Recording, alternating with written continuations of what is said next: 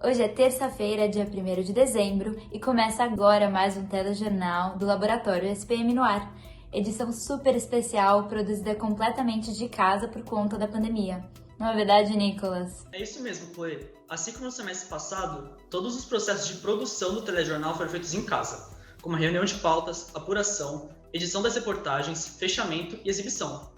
E hoje você pode conferir todo o trabalho produzido pela equipe de jornalismo da SPM São Paulo, feito inteiramente para você. Independente de onde você esteja, contamos com sua companhia para ver o nosso trabalho, que foi feito com tanto carinho e dedicação.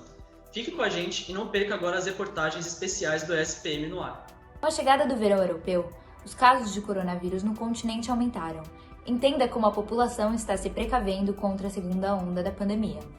7 em cada 10 brasileiros dependem exclusivamente do SUS para tratamentos médicos. Isso quer dizer que uma minoria de 30% tem acesso à saúde privada. Essa é a realidade no Brasil. A pandemia afetou inúmeros setores, e a área de educação foi um deles. Hoje vamos acompanhar as dificuldades dos professores e estudantes que tiveram que se adaptar às aulas online. Além da área da educação, também acompanhamos as dificuldades em manter a saúde física e psicológica. Neste momento, milhares de alunos com deficiência passam por dificuldades pela falta de recursos de suporte online. Como podemos ter uma educação mais inclusiva de casa? Assim como foi feito durante todo o ano de 2020, o Natal também vai ter que se adaptar ao cenário criado pela pandemia da Covid-19. Vamos ver como algumas famílias estão se preparando para as festas de fim de ano? Quem diria que em 2020 as tendências de moda seriam as máscaras, né? Veja como a população aderiu a esse novo método de proteção ao guarda-roupa.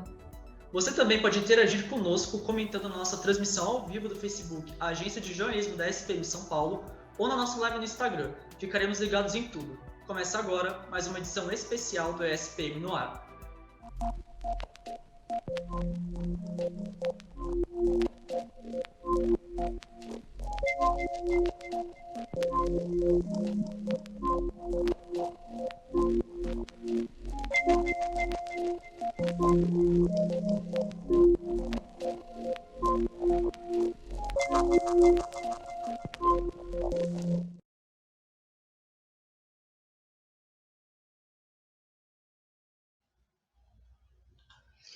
Bom dia, pessoal!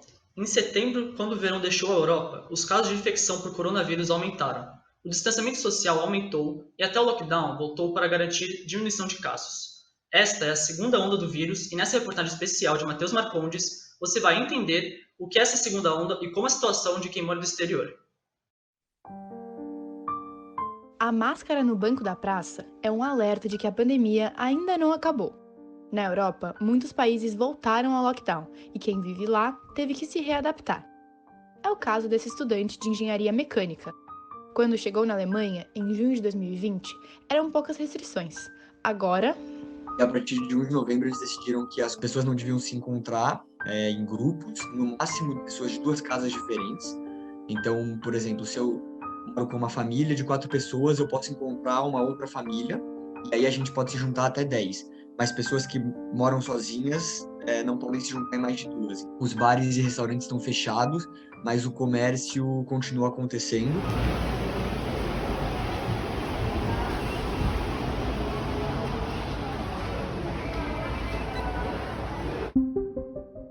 toda essa readaptação é para controlar as infecções que vêm crescendo. Na França, por exemplo, os casos aumentaram cerca de 22,4% entre a última semana de agosto e a primeira de setembro, de acordo com dados da OMS.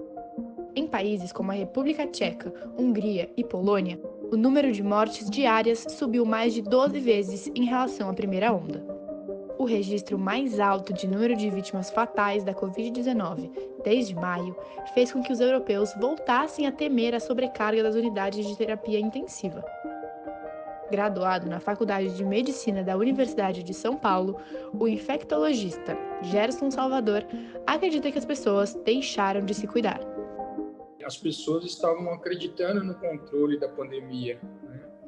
A gente teve um período do verão com baixos índices de infecções e poucas mortes. Inclusive, autoridades científicas alegavam que talvez já tivesse chegado na chamada imunidade de rebanho, quando já tem um contingente suficiente de pessoas que são imunes naturalmente pela exposição, então o vírus não circularia mais. Essa ideia ela se mostrou equivocada das pessoas que foram deixando de lado as medidas de distanciamento.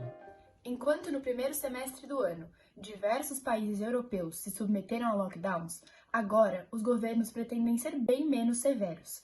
Em algumas regiões europeias, no entanto, há uma forte resistência contra a retomada das quarentenas.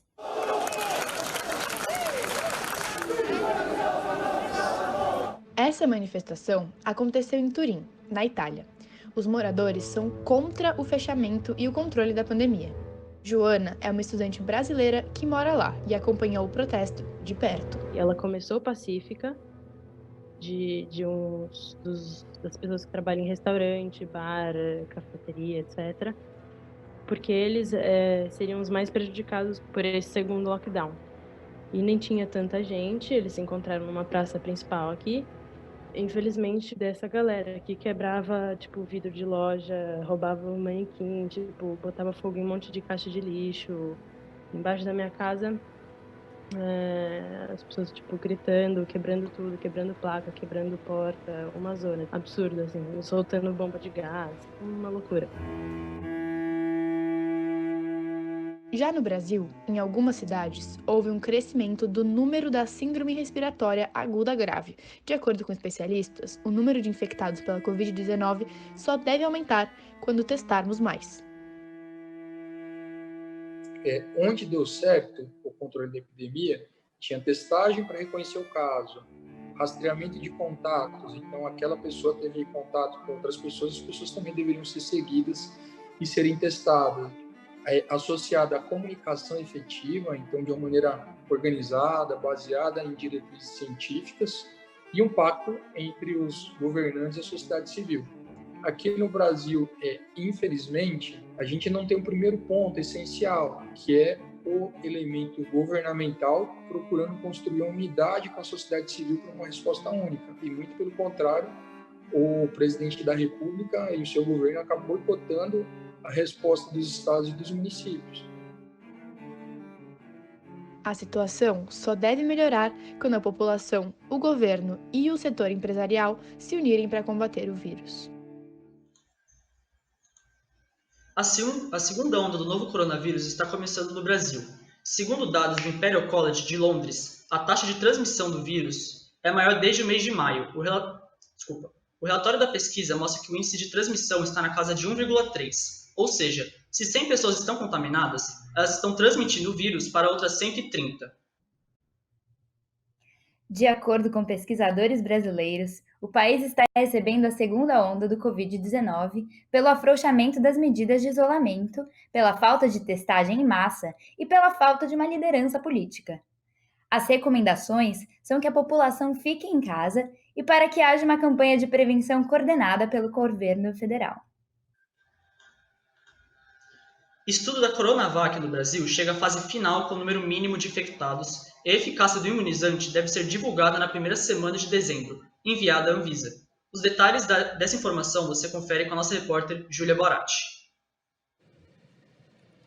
O estudo da terceira fase da Coronavac, vacina produzida pela empresa chinesa Sinovac e trazida ao Brasil em parceria com o governo de São Paulo, atingiu o número mínimo de voluntários infectados para que se possa ser realizada sua análise de eficácia.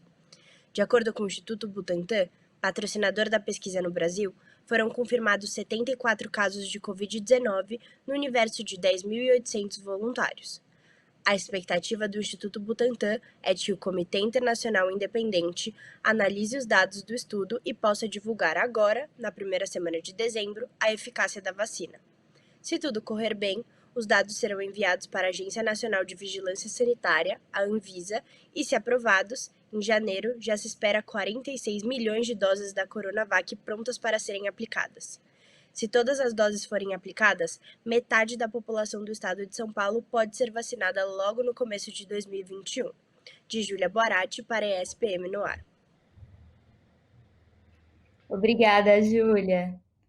No último domingo, dia 29, a Rússia começou a vacinar a população de Moscou com a nova vacina Sputnik. O presidente russo Vladimir Putin anunciou à imprensa global que o novo imunizante tem uma eficácia de até 95% contra o vírus. E a vacina inglesa de Oxford se destaca no cenário mundial por apresentar uma maior eficácia com uma dose menor. Cientistas apontam que a vacina pode ter um índice de imunidade de até 90%, nos melhores casos. Entretanto, uma sequência de estudos clínicos apresenta algumas falhas, podendo atrasar a sua aprovação. O Sistema Único de Saúde completou 30 anos em setembro deste ano. Mas por que o SUS é tão importante? Será que enfrentaríamos a pandemia sem ele? A reportagem especial feita por Helena Fortunato e Marina Toledo tenta entender como surgiu o SUS e a sua importância. 7 em cada 10 brasileiros dependem exclusivamente do SUS para tratamentos. Isso quer dizer que apenas 30% da população utiliza da saúde privada. Esta é a realidade do Brasil. O Sistema Único de Saúde é uma conquista recente. Ele surgiu na Constituição em 1988, mas na prática foi em 1990 que o sistema funcionou. Até hoje é o único no mundo que atende mais de 190 milhões de pessoas. Fomos conversar com o fundador da Anvisa, agência que cuida da vigilância sanitária e faz parte do leque de serviços oferecidos pelo SUS. Para ele, o sistema de saúde público brasileiro é essencial. O SUS, estruturado a partir dos anos 90, ele tem 3 princípios básicos. Primeiro é o princípio da universalização. Todos têm direito à assistência à saúde. O segundo é o princípio da integralidade, que fala que nós temos que fazer atenção preventiva e curativa. Os sistemas mais tradicionais fazem só curativa, nós temos que ter integralidade. E o terceiro princípio é o princípio da igualdade. A igualdade talvez seja o problema mais complexo de ser atingido pelo Brasil. De 3 crianças a cada 1000 morrem das que nascem em Pinheiros. Uma criança que nasce em Marcilac é o distrito mais ao sul da cidade de São Paulo. A chance dela morrer é de 24 em 1000. Em Pinheiros, 3 em 1000. Em Marcilac, 24 em 1000. Por quê? Por causa da desigualdade social. Quando a pandemia chegou, a área da saúde teve que se organizar para não entrar em colapso. O sistema público, que já sofre com sucateamentos, precisou se desdobrar para atender toda a população. Gonzalo Vecino viveu de perto esse momento inesperado e confuso, mas que, acima de tudo, o fez reforçar a importância do SUS para o povo brasileiro. O SUS tem hoje alguma coisa em torno de 11 leitos de UTI para cada grupo de 100 mil habitantes. A iniciativa privada detém 32 leitos de UTI para cada grupo de 100 mil habitantes. A Itália sofreu tudo aquilo que ela sofreu, tendo 12 leitos por 100 mil habitantes. A Espanha, 8. A Alemanha, que foi o único país que se safou bem dessa crise, tem 35 leitos por 100 mil habitantes. Então, quando começou essa crise, nós começamos a discutir com o setor privado como é que faz para o setor privado participar do atendimento a essas pessoas, porque nós íamos ter um problema de colapso dos nossos hospitais. E é por isso que nós pedimos que ocorresse o lockdown, para diminuir as curvas de ocorrência de doença e a procura de hospitais.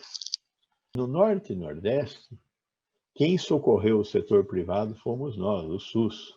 Mesmo em meio à pandemia, outros serviços prestados pelo SUS não pararam.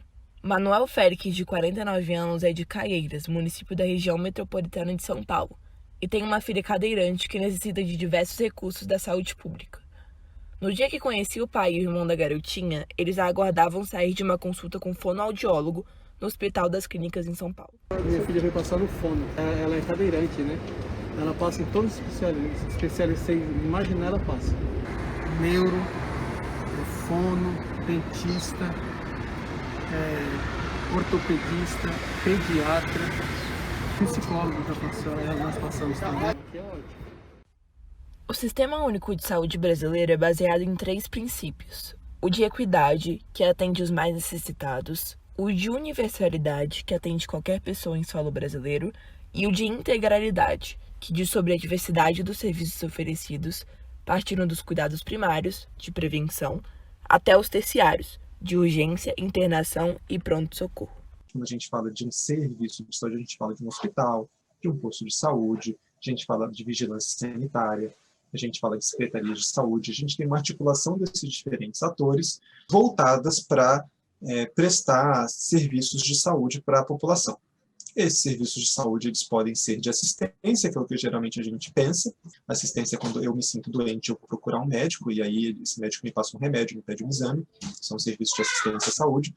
Mas o sistema de saúde, ele não lida só com assistência, ele lida também com a prevenção a doenças, né? Ou com a vigilância sanitária. Então, quando surge uma doença nova, a gente percebe que surge essa doença e a gente consegue quantificar quantas pessoas estão tendo a doença, quantas pessoas morrem dessa doença. Claro que o exemplo óbvio aí, pandemia. O SUS faz a imunização, todas as vacinas, ofertas de vacina, campanha de vacinação. O SAMU é do SUS, então é o Centro de Atendimento Médico de Urgência. Você precisa ter um acidente, quem que você chama? Você chama o SAMU. Então, eu não uso o SUS, mas como é que você vai parar no hospital? É pelo SAMU que vai lá socorrer. A vigilância sanitária. A vigilância sanitária é todo do SUS. Por quê? A fiscalização de todos os bares, restaurantes, hotéis, clubes, tudo é a vigilância sanitária que faz. A Unidade Básica de Saúde é a porta preferencial para o SUS. O objetivo desses postos é atender 80% da população sem que precisem ser encaminhados para os hospitais. Essa aqui é uma unidade no bairro Vila Romana, zona oeste de São Paulo. Aqui oferece serviços como exames, consultas, inalações, injeções e vacinas. Além disso, o paciente pode realizar assistência pré-natal, tratamento odontológico e preventivos para doenças como câncer e diabetes. O SUS é financiado através dos impostos pagos pela população.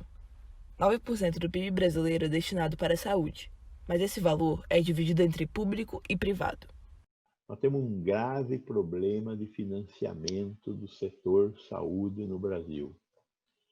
É falácia e hipocrisia dizer coisa diferente disso, como tem alguns idiotas que falam diferente disso. Então, nós temos que melhorar o financiamento do SUS e temos que, é óbvio, melhorar a gestão do SUS. Mas o problema da gestão não é um problema só do SUS. O problema da gestão é um problema do Brasil. O Brasil é mal gerido. A gestão pública brasileira é muito ruim. Então, temos que fazer uma reforma administrativa, que não é essa que está sendo proposta no Congresso agora, que é muito vagabunda. No último domingo, 15 cidades no estado de São Paulo tiveram segundo turno nas eleições municipais. Vamos ver com a repórter Júlia Viana a análise das eleições no estado. Vamos ver quem mandou melhor em cada cidade. Oi, Chloe! O segundo turno das eleições no estado de São Paulo foi disputado acirradamente entre Guilherme Boulos e Bruno Covas. Com 59,38% dos votos, Bruno Covas, do PSDB, foi reeleito, derrotando Guilherme Boulos, candidato do PSOL, que obteve 40,62% dos votos. Júlia Viana para ESPM no ar. Obrigado, Júlia. A pandemia afetou inúmeros setores, a área da educação foi uma delas, e as aulas presenciais foram suspensas na segunda metade do mês de março, que acabaram por ser substituídas pelas aulas online. Tanto os alunos quanto os professores estão tendo que lidar com as aulas pela telinha do computador. Vamos acompanhar na reportagem de Nicolas Garrido como está sendo esse processo. As aulas online impuseram novos desafios para os professores e estudantes. Segundo dados de uma pesquisa do IBGE de setembro de 2020, a ausência das atividades escolares foi mais elevada no ensino superior, com 21% dos estudantes sem aulas. Para este estudante que está há 7 meses ligando o computador todos os dias para ter aulas online, a qualidade do ensino, apesar de ser particular, caiu radicalmente. Ao mesmo tempo que eu quero que volte, porque eu quero que a vida volte a ser uma coisa normal, aquilo de sempre, ter a rotina, ficar em casa também é bom. Mas na questão do ensino é péssimo, péssimo. Eu sinto que eu não aprendo nada. Só se eu pegar sozinho o tema da aula mesmo e for buscar sozinho na internet ou com os slides e dar um plus na própria coisa que eu já via, e talvez seja melhor. De acordo com o último relatório escolar do INEP, com a pandemia do novo coronavírus no Brasil, mais de 48 milhões de estudantes tiveram suas aulas suspensas. Com isso, mais de 200 mil docentes de diferentes instituições tiveram que se reinventar no período de isolamento, tendo como única alternativa os meios virtuais para prosseguir com as aulas. Já no ensino público, a situação é diferente. O estudante Gabriel não teve aulas durante grande parte do ano letivo. O universitário chegou a ficar sem aulas até o mês de setembro. Entretanto, após a volta, o ensino não se consolidou, desmotivando o aluno. As minhas aulas foram suspensas dia 15 de março e só voltaram no começo de setembro, mas elas voltaram de uma forma não padronizada, porque a faculdade deu liberdade para o professor se ele gostaria que a aula fosse gravada, se ela fosse dada ao vivo. Então, para o professor, ele teve um grau de liberdade grande, mas, ao mesmo tempo, para os alunos é meio confuso. Eu, por exemplo, no meu caso, diminui a minha motivação para estudar, porque tem dia que eu acordo, eu não sei se eu vou ter aula, porque o professor não sei se ele já gravou, se ele vai dar aula ao vivo. Então fica bem confuso e acaba diminuindo a motivação para estudar. Mas a realidade é outra em escolas particulares. A grande maioria está tendo aulas síncronas, ou seja, aulas ao vivo com o professor. Entretanto, as instituições particulares têm também suas dificuldades nas aulas síncronas. Apesar da interação ao vivo com os alunos ser a forma mais próxima de uma aula presencial, não quer dizer que a participação dos alunos é uma garantia. Para mim, a maior dificuldade na sala de aula, acho que para todos os professores, é não ter o contato direto com os alunos. Entendeu? Porque você está dando aula, os alunos não abrem a câmera. Então, quando você está presencialmente, você fala uma coisa, você percebe se a turma entendeu ou não, entendeu? Agora, quando você está à distância, você fala uma coisa, os caras não respondem muitas vezes, ou respondem, sim, um responde. Você tem então uma sala com 30 assistindo a aula, um responde sim, entendeu? E você não vê a cara dos outros para ver sim, eles estão entendendo. Não, eles não estão entendendo. A mudança repentina no método de ensino foi prejudicial para os alunos. De acordo com pesquisa do Datafolha, realizada com 1.021 entrevistados, houve um aumento de 58% para 68% no número de alunos desmotivados com os estudos em casa, de maio a setembro. Para isso, os professores estão tendo que se reinventar e adotar novos métodos para estimular os alunos. A forma de trabalho com aulas remotas, porque não são uma educação à distância, né? É uma situação que ocorreu junto quando houve a pandemia e nós nos utilizamos desse tipo de formato, né, de aula, né? Então, assim, nem todos os alunos se enquadram dentro desta situação. Existem alunos que entram nas aulas, participam mais efetivamente, e outros são mais reservados. Então, isso vai depender muito de cada um. O que é necessário, ao meu ver, é que o professor descubra formas diferentes para deixar a sua aula cada vez mais atrativa, mais interessante, para que engaje cada vez mais os alunos. E aí, galera, o que vocês estão achando da nossa live? Vamos ler alguns comentários. Aqui temos o comentário do Pedro Augusto Barres. Equipe mandando muito bem. Matéria e informações importantes. Parabéns. Aqui temos um defensor do SUS, Pedro Pimenta. Vou fazer uma tatuagem em homenagem ao SUS. Radical, mas muito bom. A gente fica feliz que vocês estão tendo um feedback positivo sobre o nosso trabalho e que estão apoiando e sempre incentivando a gente. E o SUS, né? Vale ressaltar. Se você quiser participar do nosso telejornal, deixe sua opinião, curiosidade ou sugestão de pauta nos comentários da nossa transmissão do Facebook, da Agência de Jornalismo da SPM São Paulo ou da nossa live no Instagram. Vamos ficar ligados. Comenta aí que logo tem mais. Vamos mesmo, Nicolas! No próximo bloco, a gente também vai entender um pouco mais sobre a dificuldade dos professores e dos alunos nessa pandemia. E também vamos ouvir sobre a morte do grande nome do futebol mundial, Diego Maradona. Fiquem ligados!